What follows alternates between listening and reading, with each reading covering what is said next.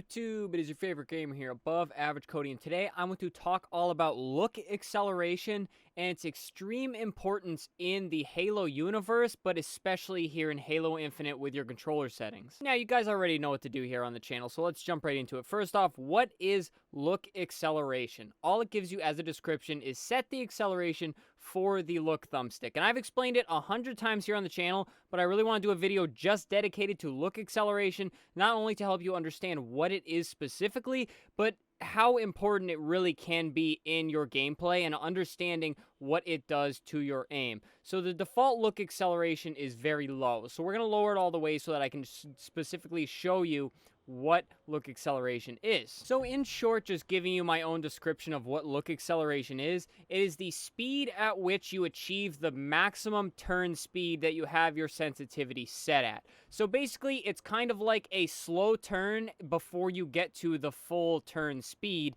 And basically, a lower look acceleration will yield you a bigger window of slow turn before hitting that max turn. And then if you have a higher look acceleration, it will be closer to a true full smooth transition on the turn speed. Games like Call of Duty, Apex, they have no look acceleration, so it is just one constant look around speed the entire time. However, when you add in look acceleration, it takes a second before you get that full turn speed. So the best way I can describe it is like when you first pin the stick, guys, you don't instantly get that maximum speed. You get a slow little window, and then you hit the max speed. So, higher value minimizes this window and makes for a faster turn speed. A lower look accel will give you a bigger window of the slow turn before hitting the maximum look acceleration. And now that you kind of understand that, guys, if you've been watching my videos for quite some time here on the channel, you know that I recommend a higher sensitivity with a lower look acceleration, and then if you run a higher look acceleration, I recommend a lower look sensitivity.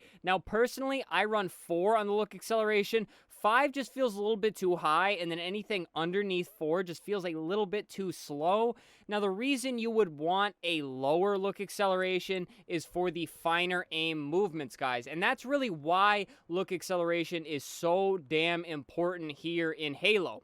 Mainly because you are not always ADS, guys. And even if you are aiming down sight, if the enemy hits you with a bullet, you get knocked out of your scope. So, you are doing a lot of hip firing. And as you know with hip firing, it requires precise movements because the tiniest movement on the stick can throw you off of a target when it is far away. Because again, this isn't Call of Duty where you can just aim down sights and slow down your sensitivity to make precise movements. You are quite often hip firing, you are strafing, you are moving the stick around, and that can very much throw you off of the target. That is where look acceleration comes in, because look acceleration can make it so that you can make those finer movements with your stick while also running a higher sensitivity. So you'll run a lower look acceleration to make small, tiny adjustments on your long distance shots, and then if you have to snap, the look acceleration will come in to save the day. And it's hard to show you guys exactly the aim acceleration unless you're moving the stick, and I will show you the stick movements, but unless you're really paying attention, you can't really tell. That's why, like, if it feels like you're having trouble making these fine movements, you're probably going to want to drop your look acceleration, and if you feel like you're turning much too slow and you're just not getting to enemies quick enough, you can't spin around quick enough, then you're going to want a higher look acceleration. But again, I recommend adjusting it to what sensitivity you like. If you find a high sensitivity you like, guys, then by all means, I recommend a lower look acceleration because you'll have a much easier time in making those finer aiming movements, and then obviously vice versa. You guys get it. The low sensitivity, I recommend a higher look acceleration. I found comfort kind of in the middle. I'm up to 6.5 and 7 on my horizontal and vertical, and then like I said, why I already like the 4 on look acceleration. The max just feels a little bit too much, and then I've thought about trying lower because I do have a large scale to try here. Default is actually 2, but this is just what I've played on for so long since I changed my settings for Season 2, and I've kind of found my own in liking these. So yeah, guys, look acceleration is just so important in Halo because of how often you are hip firing. Nearly every gun you find yourself hip firing at some point, even the sniper rifle, but also some guns do not even aim down sight, and if they do, you do not get to scope in. Like the assault rifle is a perfect example. It kind of just gives you a little bit tiny zoom in. It doesn't really do much for your aim per se. So that is why look acceleration is in Halo. Even though it is a first-person shooter and you could draw a lot of similarities to like Call of Duty and Apex and things like that, it is very different in terms of how the gunfights go. So basically, look acceleration makes it so that you can make finer aim movements and also still not suffer from a slow turn. Because generally, if you did not have look acceleration, everything was just one constant, you would have a horrible time trying to aim. You'd be getting knocked out of your scope all the time, and then really the game would just feel a lot more unplayable. So it is great that we do have look acceleration.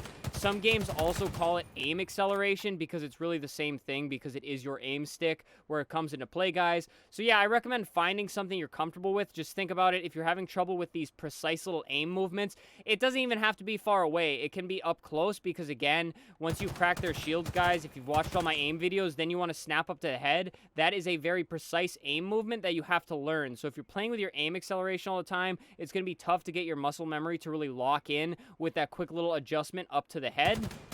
So I recommend finding something you like and then really just running with it, finding a way to make it work, and then just putting it all together, guys. Mixing the strafe to aim, you only do the fine movements with the stick, and then that's really all there is to it. But aim acceleration has always played a very big role in Halo. It's really what makes Halo feel like Halo, and with this game, for some reason, the default settings kind of make you feel like you're aiming underwater, so adjusting a lot of these settings is very, very important. I just did a huge video on dead zones, guys. I'll link that below in the description if you want to go check that out, and I'm kind of just trying to do more single deep dives into each of these settings, not just because content's kind of slow right now, but also because the more you understand these guys, it will not only help you in finding your Halo controller settings, but also you can go to literally any first-person shooter game and understand what these settings are. I'll be honest with you, I didn't do too many deep controller dives before doing videos on Halo Infinite, but now that I have, guys, I've developed such a great understanding of all of these settings, and I really just enjoy passing it on to you guys.